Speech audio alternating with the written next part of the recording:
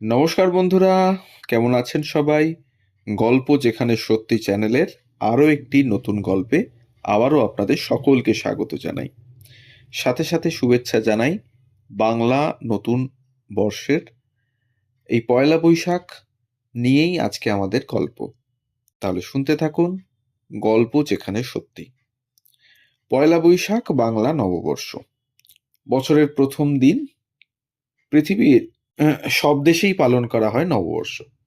চলে আনন্দ অনুষ্ঠান, নাচ গান, এসব তো আমরা দেখেইছি।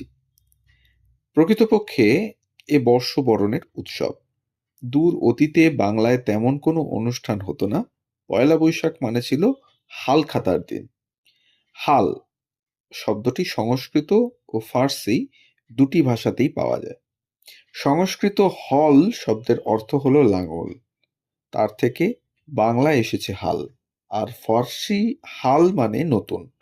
আজকের পয়লা বৈশাখে সেকালে নববর্ষ পালনের উৎসব হতো না। এটি ছিল ব্যবসায়ীদের নতুন খাতা খোলার দিন। আর এই সময় রাজা, মহারাজা, সম্রাটরা প্রজাদের কাছ থেকে কৃষি জমির খাজনাও আদায় করতেন। ভারতে মোগল সাম্রাজ্য প্রতিষ্ঠার পর সম্রাটরা হিজরি পঞ্জিকা অনুসারে কৃষি পণ্যের খাজনা আদায় করতেন। হিজরি সন গণনা করা হতো চাঁদের হিসেবে, আর চাষবাস নির্ভর করত সৌর বছরের উপর। এতে অসময়ে কৃষকদের খাজনা দিতে হতো, এবং সেই জন্য সম্রাট আকবর বাংলা সনের পরিবর্তন করেন। প্রথমে এই সনের নাম ছিল ফসলি সন, পরে বঙ্গাব্দ বা বাংলা বর্ষ নামে পরিচিত হয়। আবার অনেকের মতে বাংলার রাজা শশাঙ্ক এই বঙ্গাব্দের সূচনা করেন। আকবরের আমল থেকেই পয়লা বৈশাখ উদযাপন শুরু হয়।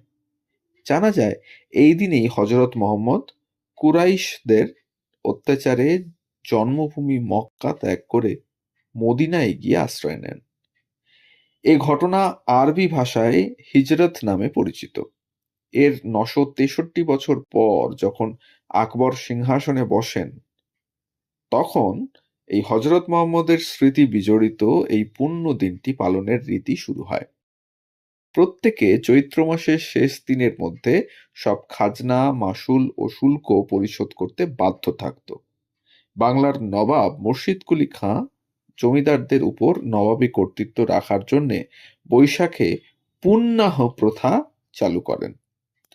সেই সময়ে জমিদারেরা নৌকো পালকিতে করে মুর্শিদাবাদে আসতেন, নবাবের দরবারে খাজনা জমা দিতেন। তারপর সোনার মোহর নজরানা দিলে নবাব তাদের পদমর্যাদা অনুসারে পাগড়ি, পোশাক, কোমরবন্ধন দান করতেন। জানা যায় এই রকম একটি অনুষ্ঠানে বাংলার নানা অঞ্চল থেকে প্রায় ৪০০ জমিদার আর রাজকর্মচারী এসে খাজনা জমা দিয়েছিলেন। মুর্শিদ কুলি খাঁ পুণ্যাহ নাম দিলেও প্রকৃতপক্ষে এটা ছিল হালখাতারই আর এক রূপ। সম্রাট প্রচলিত পয়লা বৈশাখ নবাব মারফত বাংলাদেশের বাঙালিদের মধ্যে ছড়িয়ে পড়ে। তাদের থেকে ক্রমশ পশ্চিম বাংলায় নববর্ষ পালন শুরু হয়।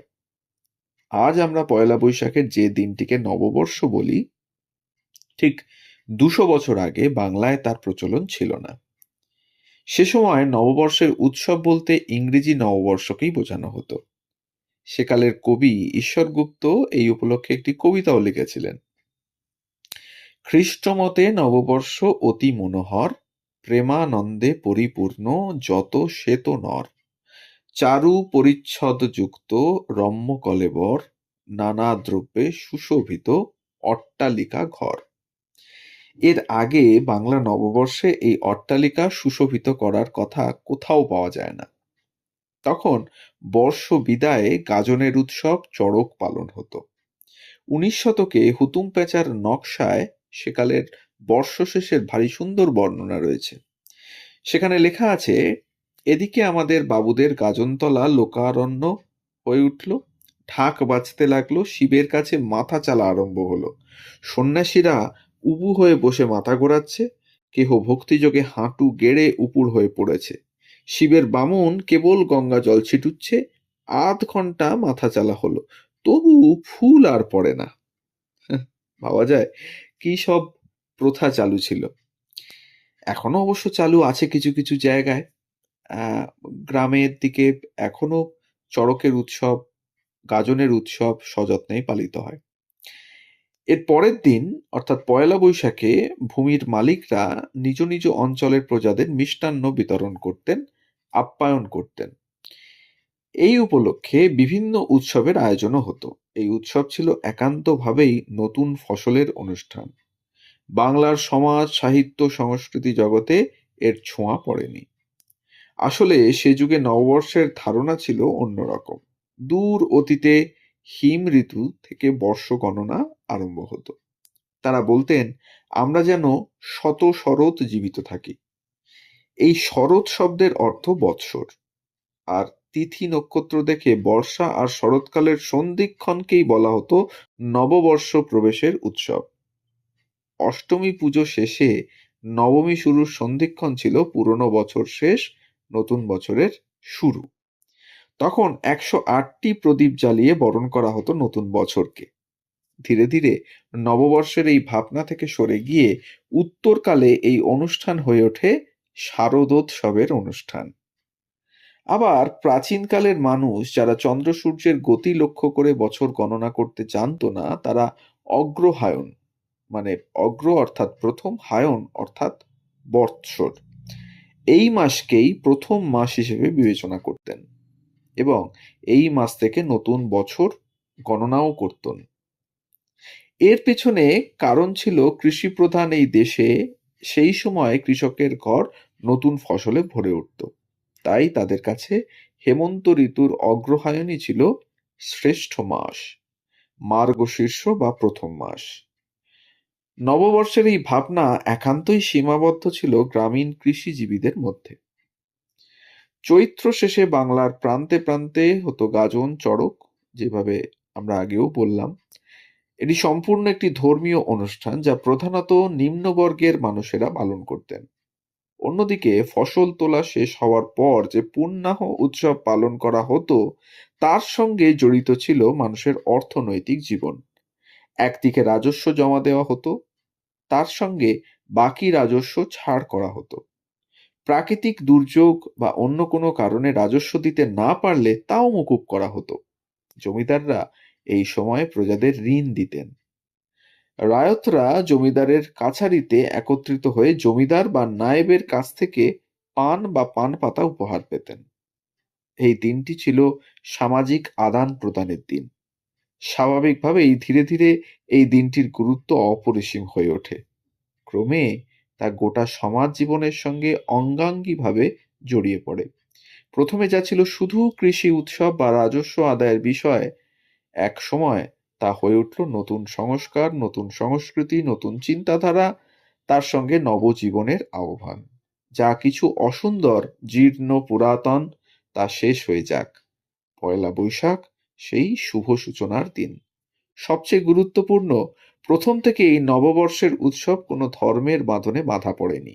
সম্পূর্ণ ধর্মনিরপেক্ষ এই উৎসবে বাংলার মানুষ, সে হিন্দু, মুসলমান, বৌদ্ধ কি খ্রিস্টান, মহানন্দে যোগ দিতেন। একে অন্যের বাড়িতে যাওয়া আসা, শুভেচ্ছা বিনিময়, খাওয়া দাওয়া, আনন্দ উৎসব মিলে সারা বছরের অন্য দিনগুলোর থেকে সম্পূর্ণ স্বতন্ত্র হয়ে উঠত এই দিনটি। পয়লা বৈশাখকে যিনি বাঙালির প্রাণের সঙ্গে জুড়ে দিলেন, তিনি আর কেউ নন, তিনি হলেন বিশ্বকবি রবীন্দ্রনাথ ঠাকুর। যা ছিল বাণিজ্যিক, তা চিরকালের জন্য ধরা পড়ল আমাদের চিন্তা চেতনার মধ্যে।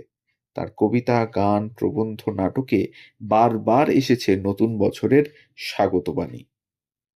এ তার কাছে নবজন্ম, পুরনো জীর্ণ জীবনের অস্তিত্বকে বিদায় দিয়ে নতুন জীবনে প্রবেশের আনন্দ অনুভূতি। 1939 সালের 24শে এপ্রিল শ্যামলী প্রাঙ্গণে সকালবেলায় রবীন্দ্রনাথ বলেন, নববর্ষ ধরতে গেলে রোজই তো লোকের নববর্ষ, কেননা এই হচ্ছে মানুষের পর্বের একটা সীমারেখা। রোজই তো লোকের পর্ব নতুন করে শুরু। কিন্তু আজ আর নববর্ষ নতুন চেতনার আলোক পত্রিকা নিয়ে আসে না হয়তো। উৎসব আছে, কিন্তু প্রাণ হয়তো নেই। এক সময় সব ধর্মের মানুষ বিভেদ ভুলে উৎসবের দিনে একই সঙ্গে মাতোয়ারা হয়ে উঠতেন। সেখানে এখন ধর্ম আর রাজনীতির প্রচ্ছন্ন শাসন মানুষের থেকে মানুষকে আলাদা করতে উদ্যত হয়েছে। অথচ পয়লা বৈশাখ তো দ্বিধাহীন মহা মিলনের উৎসব। রবীন্দ্রনাথ, নজরুল, রজনীকান্ত, অতুল প্রসাদ, শামসুর রহমানরা এই দিনটিকে কেন্দ্র করে মিলনের গান গেয়েছেন, অশুভকে দূর করে শুভর বার্তা দিয়ে গেছেন। রাত্রি শেষে প্রভাত সূর্যের দিকে চেয়ে বলতে হবে, রাত্রির অন্ধকার কেটে যাক, জয় হোক সর্বমানবের। তো বন্ধুরা, এই ছিল আজকের গল্প, পয়লা বৈশাখের ইতিহাস। কালক্রমে কিভাবে পুণ্যাহ প্রথা পয়লা বৈশাখের রূপদান পেল, বা কিভাবে আগেকার সম্রাটদের যে সমস্ত রীতি রেওয়াজ ছিল পরবর্তীকালে কৃষিপ্রধান দেশে কৃষির যে যারা ধারক এবং বাহক, তারা যেভাবে অগ্রহায়ণ মাসকে তাদের বর্ষ শুরুর মাস হিসেবে ধরতেন, সেখান থেকে আজকের দিনে দাঁড়িয়ে এই পয়লা বৈশাখ এক অন্য অনুভূতি। এখন ধর্ম জাতি বিভেদের রাজনীতি যে অনেকটাই থাবা বসিয়েছে এই উৎসবে, তা বলার অপেক্ষা রাখে না। তাই আসুন, সবাই এগিয়ে আসুন, আবার আমরা সবাই মিলেমিশে এই উৎসবে ব্রতী হই এবং এই উৎসবকে একটা অন্য মাত্রা দিই। তাহলে যাওয়ার আগে আবারও মনে করিয়ে দিই, যদি আমাদের চ্যানেলে নতুন হন তাহলে অবশ্যই আমাদের চ্যানেলটিকে সাবস্ক্রাইব করে একটু পাশে থাকবেন। বেল আইকনটিকে প্রেস করতে ভুলবেন না, যাতে পরবর্তী গল্প খুব তাড়াতাড়ি আপনাদের কাছে পৌঁছে যায় তার জন্য। আর আমাদের গল্প যদি এতটুকু ভালো লেগে থাকে, ইনফরমেশন উপস্থাপনা যদি এতটুকু ভালো লেগে থাকে, তাহলে অবশ্যই একটা লাইক, কমেন্ট আর একটু শেয়ার করে দেবেন আমাদের গল্পগুলো, যাতে আমরা পৌঁছে যেতে পারি আরো অনেক মানুষের কাছে। তাহলে সবাই ভালো থাকুন, সুস্থ থাকুন আর শুনতে থাকুন গল্প যেখানে সত্যি। ধন্যবাদ।